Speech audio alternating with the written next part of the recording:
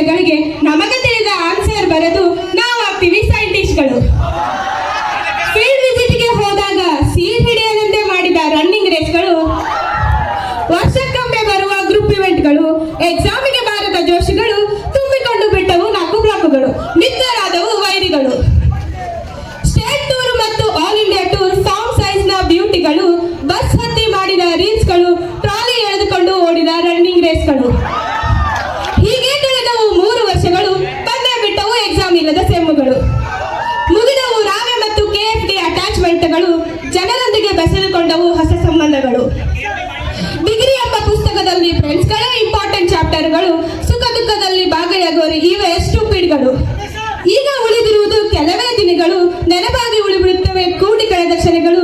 ಬೇಕೆಂದರೂ ಮತ್ತೆ ಬಾರದ ದಿನಗಳು, ಬೇಕೆಂದರೂ ಮತ್ತೆ ಬಾರದ ದಿನಗಳು.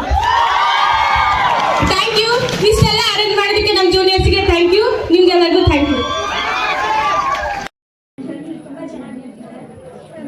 ನಾನು ನನ್ನ ಜೂನಿಯರ್ಗೆ ಏನು ಸಜೆಷನ್ ಕೊಡಕ್ಕೆ ಇಷ್ಟಪಡ್ತೀನಿ ಅಂತ ಹೇಳಿದ್ರೆ, protect this place will protect your dreams.